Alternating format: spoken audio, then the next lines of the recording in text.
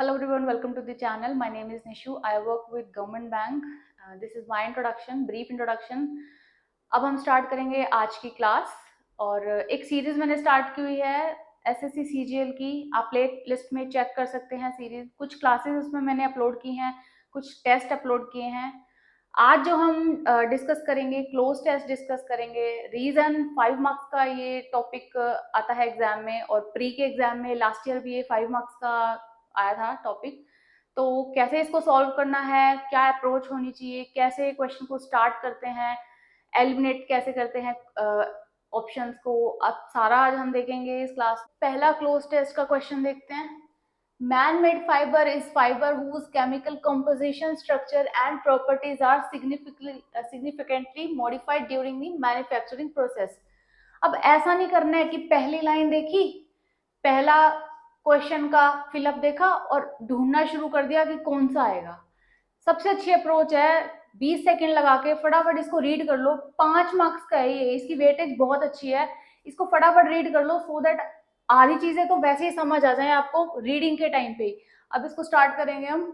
यहाँ तक हमने पढ़ लिया. Man made fibres dash spun and woven into a large dash of consumer and industrial products, garments such as shirts, scarves, hosiery, home furnishings dash as upholstery, carpets, drapes dash parts such as tire cord, flame proofing, proof linings and drive belts. अभी क्या कहना चाह रहा है कि fibres के बारे में कुछ बात हो रही है, ठीक है. उनका यूसेज भी बता दिया गया है, उनके क्या क्या प्रोडक्ट्स हैं वो भी बता दिए गए हैं. होम फर्निशिंग के अलग हैं, इंडस्ट्री वाले पार्ट्स अलग हैं. कुछ एक बेसिक सा हमें 30-40% ये पैसेज समझ आ गया कि कुछ ऐसे मैन्युफैक्चरिंग वगैरह के बारे में कुछ बात हुई है. अब इसे हम सॉल्व करना स्टार्ट करेंगे. See, man made fibre is fibre whose chemical composition, structure and properties are significantly modified during the manufacturing process.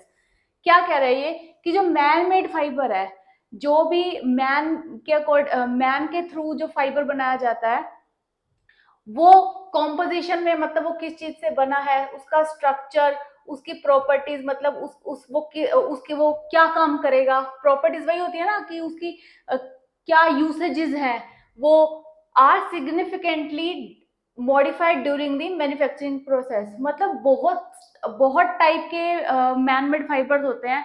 उनमें से उनकी जो भी कॉम्पोजिशन, स्ट्रक्चर और प्रॉपर्टीज है ना वो चेंज होती रहती है. किस टाइम पे? मैन्युफैक्चरिंग के टाइम पे. ओके.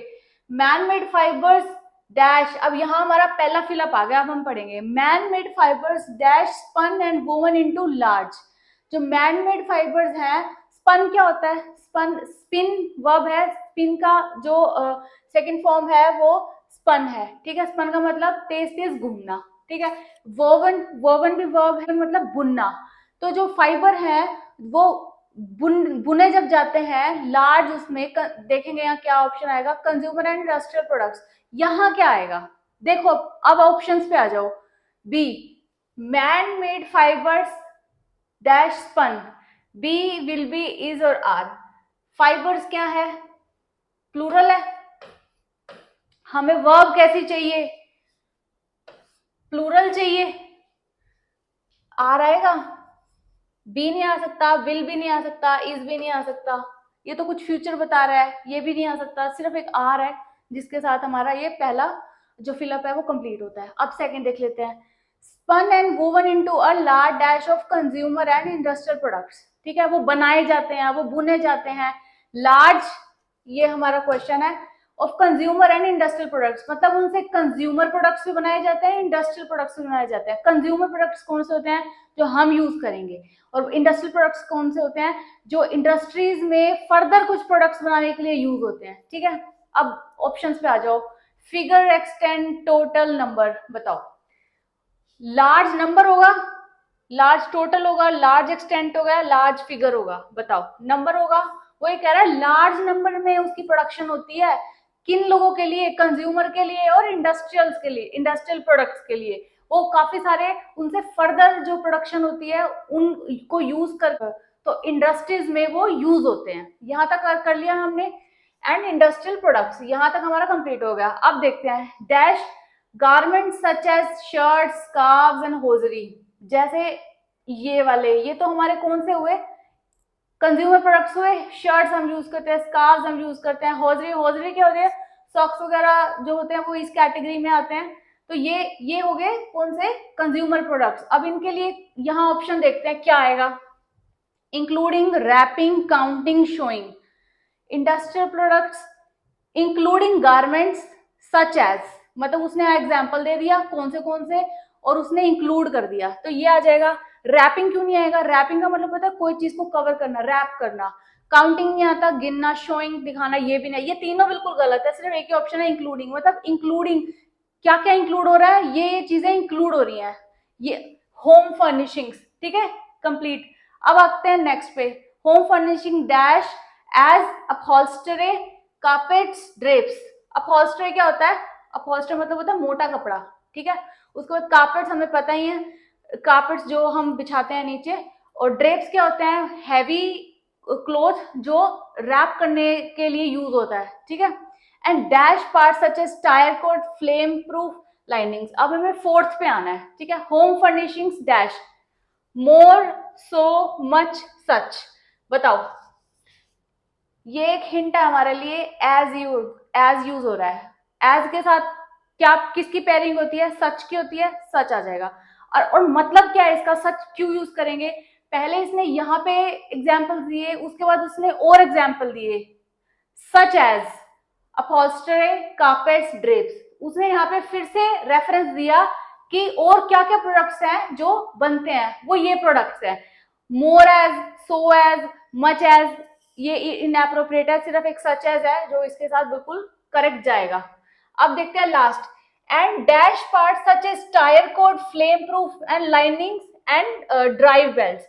अब बचे कौन से products, industrial products. Industrial products में क्या क्या आते हैं, टायर कोड, टायर के ऊपर कोई यूज होता होगा प्रोडक्ट, टायर कोड उसे कहते हैं। फ्लेम प्रूफ, फ्लेम प्रूफ चीजों के लिए ये मैन मेड फाइबर यूज होता है। लाइनिंग्स के लिए, ड्राइव बेल्ट्स के लिए। तो फिफ्थ क्या आएगा, industrialise, industrial, industrialist and industry.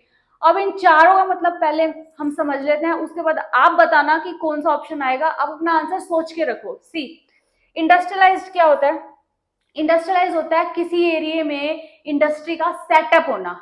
यहां वो क्या कहना चाह रहा है कि डैश पार्ट सच एज, कि वो वाले जो प्रोडक्ट्स है वो इन जो एरियाज में है वो यूज होते हैं इन प्रोडक्ट्स के लिए, ठीक है। इंडस्ट्री में इन प्रोडक्ट्स के लिए यूज होते हैं, क्या यूज होता है, मैन मेड फाइबर, ठीक है। इंडस्ट्रियलाइज पढ़ लिया है। इंडस्ट्रियल का क्या मतलब है, इंडस्ट्रियल का मतलब है कि उस पर्टिकुलर इंडस्ट्री में वो प्रोडक्ट यूज होना, तो वो उसका, उसके लिए जो वर्ड यूज होता है वो होता है इंडस्ट्रियल प्रोडक्ट्स। मतलब उस पर्टिकुलर इंडस्ट्री में एक इन चीजों का यूज होना, तो हम कहेंगे इंडस्ट्रियल प्रोडक्ट्स। अब तीसरा देख लेते हैं, इंडस्ट्रियलिस्ट। अब जो इस चीज के बिजनेस में इन्वॉल्व होगा वो कहलाएगा इंडस्ट्रियलिस्ट। वो पर्सन, वो ग्रुप, वो लोग इसमें जो डील करेंगे या इस चीज में जो इन्वॉल्व रहेंगे वो इंडस्ट्रियलिस्ट कहलाएंगे। इंडस्ट्री क्या होती है, पर्टिकुलर इंडस्ट्री, मतलब जैसे क्लोथ इंडस्ट्री है, मतलब ग्रुप ऑफ पीपल या ग्रुप ऑफ ग्रुप्स जो सेम काम करते हो। जैसे अगर कॉटन की इंडस्ट्री है तो मतलब सारे कॉटन प्रोड्यूस कर रहे हैं, तो उसको जो सेम काम करते हैं उसे एक इंडस्ट्री कहा जाता है। जैसे बैंक की इंडस्ट्री हम कहते हैं, बैंकिंग इंडस्ट्री, मतलब सारे बैंकों के बारे में अगर हम बात करते हैं तो हम बैंकिंग इंडस्ट्री बोल देते हैं, इस टाइप से, ठीक है। अब आप बताओ कि कौन सा ऑप्शन सही जाएगा। पार्ट्स, पार्ट्स बन रहे हैं, tyre cord, flame, lining and drive, वो कहाँ यूज होंगे, इंडस्ट्रियल उसमें होंगे। इन तीनों में से कौन सा अप्रोप्रिएट है, इंडस्ट्रियल, इंडस्ट्रियलाइज आ सकता है, ये तो सेटअप होना होता है। इंडस्ट्रियलिस्ट वो पर्सन के बारे में, इंडस्ट्री जो इंडस्ट्री के बारे में बात हो रही है। इंडस्ट्रियल ही क्यों आएगा, क्योंकि हम इन पार्ट्स की बात कर रहे हैं जो पर्टिकुलर यूज होती हैं, कि मैन मेड फाइबर जो यूज होता है, कहाँ यूज होता है, कंज्यूमर इंडस्ट्री में, इंडस्ट्रियल प्रोडक्ट्स में। तो इसलिए यहाँ पर हमारे इंडस्ट्रियल आएगा, बाकी कोई भी ऑप्शन सही नहीं जाएगा। ये एक हमने क्लोज टेस्ट कंप्लीट कर लिया है। कैसे हमारी अंडरस्टैंडिंग अच्छी होगी कि हम पैसेज को अच्छे से इजीली सॉल्व कर पाए। अगर आप एसएससी की तैयारी कर रहे हैं या फिर साथ में आप बाकी एग्जाम्स भी दे रहे हैं, तो कैसे आपकी प्रैक्टिस अच्छी हो सकती है, कैसे आपको पढ़ते ही क्वेश्चन समझ आ जाएगा कि कौन सा ऑप्शन आना चाहिए। रीडिंग आप अपनी अच्छी कीजिए, चाहे आप सेंटर के एग्जाम दे, चाहे स्टेट के एग्जाम दे, कॉम्प्रिहेंशन जो है काफी इंक्रीज हो चुका है, एग्जाम्स में काफी आने लगा है। मेंस के पेपर में लास्ट ईयर एसएससी के पेपर में मोर देन 45% कॉम्प्रिहेंशन पार्ट आया था।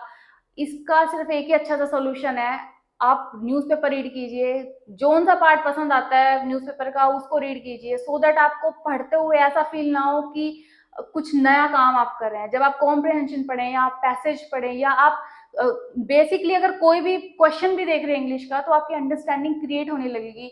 Here I am not suggesting कि आप 2 से 3 घंटे बैठ के न्यूज़पेपर रीड करें। मेरा पॉइंट सिर्फ इतना सा है कि आप एक दिन में अगर 15 से 20 मिनट भी पेपर रीड कर लेते हैं तो काफी हद तक आपकी प्रॉब्लम सॉल्व हो जाएंगी। इवन आप अगर क्वेश्चन भी देखेंगे तो आपको उसमें एरर समझ आने लगेगा। रीडिंग इतनी ज्यादा आपकी इंग्लिश को इम्प्रूव करती है। तो अब देखते हैं हम एक और क्वेश्चन, थोड़ी सी और प्रैक्टिस करते हैं। Communication is a connection between people sharing information with dash other. Okay, it is important in everyday life dash work and nearly any time with your interact with other dash. Communication issues don't always happen dash of your English level. The truth is you can know how to speak English dash knowing how to communicate in English. ठीक है, बहुत छोटा सा passage है और 15-20 second में आप इसको रीड कर सकते हैं। अब हम इसको सॉल्व करना स्टार्ट करेंगे। कम्युनिकेशन के बारे में कुछ बातचीत हुई है, उसकी इंपॉर्टेंस के बारे में बातचीत हुई है। मुझे पढ़ के इतना ही समझ आया अभी तक कि हाँ कुछ इंपॉर्टेंस बताई गई है, कहाँ कहाँ इंपॉर्टेंस है वर्क में, पर्सनल लाइफ में, या आप इंटरेक्शन करते हैं वहां पर। अब उसके बाद इंग्लिश के बारे में भी बातचीत हुई है। अब पूरा पढ़ते हैं कि ये क्या कहना चाह रहा है। Communication is a connection between people sharing information. Communication क्या होती है? एक दूसरे से बातचीत करना। बातचीत का मतलब क्या है? इंफॉर्मेशन शेयर करना या चीजें समझाना या अंडरस्टैंडिंग क्रिएट करना, वो होती है कम्युनिकेशन। कम्युनिकेट करना मतलब होता है आपका जो भी आइडिया है आप उसको डिलीवर कर पा रहे हैं, आप उसको बता पा रहे हैं, आप उस आइडिया को समझा पा रहे हैं। अब देखते हैं, communication is a connection between people sharing information. ठीक है, पीपल इन्फॉर्मेशन शेयर करते हैं, लोग आपस में। ठीक है, विद डैश अदर। अगर इन्फॉर्मेशन शेयर करोगे तो किसके साथ शेयर करोगे? एक दूसरे के साथ शेयर करोगे। अब ऑप्शन देख लेते हैं, एवरी, ईच, सम और वन। ईच अदर आ जाएगा, वन अदर क्यों नहीं आएगा? वन अदर का कोई स्टूडेंट ये सोच सकता है ना कि ईच अदर तो हो गया एक दूसरे से बातचीत करना, वन अदर, सी वन अदर नहीं होता, वन अनदर होता है। ईच अदर यूज होता है दो लोगों के लिए। अगर कोई दो लोग आपस में बातचीत कर रहे हैं तो उसके लिए होगा ईच अदर, और दो से ज्यादा लोग हैं तो उसके लिए होगा वन अनदर। तो सिर्फ एक ही ऑप्शन सही है, ईच अदर। यहाँ पे आपका ईच आ जाएगा इस पार्ट में। नेक्स्ट देख लेते हैं, it is important in everyday life. क्या इंपॉर्टेंट है? इट किसके लिए आया है? कम्युनिकेशन के लिए आया है। It is important in everyday life dash work and nearly any time you interact with other. Everyday life में इंपॉर्टेंट है, फिर यहाँ पे एक ऑप्शन है, उसके बाद वर्क लाइफ में इंपॉर्टेंट है, और नियरली एनी टाइम मतलब लगभग हर एक जगह पे जहां पे भी आप बातचीत करते हैं आपको कम्युनिकेशन की रिक्वायरमेंट होती है। अब ऑप्शंस देखते हैं, from, on, at, while. Preposition है, अब बताने हैं कि कौन सी प्रेपोजिशन है जो बिल्कुल करेक्ट आएगी। With in everyday life, from work, from work आएगा? नहीं आ सकता, वो तो ये बता रहा है कि वर्क पे भी इंपॉर्टेंट है। On work, on work no. अगर हम कोई चीज स्पेसिफाई करते हैं, कोई जगह स्पेसिफाई करते हैं, अगर हम ये प्लेस बताने के लिए अगर हम प्रेपोजिशन का यूज करते हैं तो कौन सी प्रेपोजिशन यूज होती है? एट यूज होती है। जब हम स्पेसिफाई करके उसे लोकेट करते हैं तो सिर्फ एक ही प्रेपोजिशन यूज होती है, एट, मोस्टली केसेस में। वाइल तो बिल्कुल नहीं आ सकता, ऑन भी नहीं आ सकता। ये एक और क्वेश्चन हमारा एक और फिलअप पूरा हो गया। Work and nearly any time of your interact with each with other dash. ये यहाँ पे सेंटेंस खत्म होता है। अब आ जाते हैं थर्ड पे। वो ये कह रहा है कि कहाँ कहाँ आप यूज करते हैं कम्युनिकेशन को? एनी टाइम, कोई भी टाइम हो, जब भी आप बातचीत करते हैं। विद अदर डैश, किसके साथ बातचीत करोगे? क्रीचर्स, क्रीचर्स आ सकता है। क्रीचर का मतलब क्या होता है? जानवर, जानवर के लिए क्रीचर्स यूज होता है ना, किसी भी कोई भी जानवर के लिए। ये नहीं आ सकता। पीपल एक ऑप्शन है, वंस नो, एनिमल्स नो, एक ही ऑप्शन है। हमें तो लोगों की बात करनी है इसलिए पीपल आ जाएगा। अब आते हैं नेक्स्ट लाइन पे, communication issues don't always happen dash of your English level. Communication के जो इश्यूज हैं, इश्यूज मतलब कम्युनिकेट ना कर पाना, मतलब कोई भी बातचीत ना कर पाना, उसके इश्यूज क्यों होते हैं? Dash of your English level, कि आपकी इंग्लिश लेवल की वजह से होते हैं नहीं होते। अब क्वेश्चन देखते हैं, ऑप्शंस देखते हैं। Communication issues don't always happen beside बिल्कुल नहीं। सिंस, नो, बिकॉज और अबाउट। अबाउट आ सकता है? बिल्कुल नहीं आ सकता। सिंस आ सकता है? बिल्कुल, कोई बातचीत नहीं हो रही है। बिसाइड आ सकता है? बिल्कुल नहीं आ सकता। बिकॉज रीजन बता रहा है कि इश्यूज है ना वो हमेशा इसलिए इसलिए नहीं होते कि आपका इंग्लिश का लेवल उसमें आइडेंटिफाई करता है कि आपको इश्यूज है या नहीं है, बल्कि द ट्रूथ इज, मतलब सच्चाई क्या है, you can know how to speak in English, मतलब आपको हो सकता है कि आपकी इंग्लिश अच्छी हो, dash knowing how to communicate in English. वो क्या कह रहा है, इसको फिर से समझो कि कम्युनिकेशन इश्यूज जो है ना वो क्यों होते हैं। ये नहीं है कि इंग्लिश लेवल की वजह से कम्युनिकेशन नहीं हो पाती, ऐसा नहीं है कि आपकी, ऐसा पॉसिबल है कि इंग्लिश अच्छी हो, मतलब आपको बोलना आता हो पर्टिकुलर लैंग्वेज में, इंग्लिश में, फिर भी आपकी कम्युनिकेशन अच्छी नहीं हो सकती। ऐसा भी पॉसिबल है कि लैंग्वेज भी आती है फिर भी जरूरी नहीं है कि आप अच्छे से अपनी बात डिलीवर करोगे ही।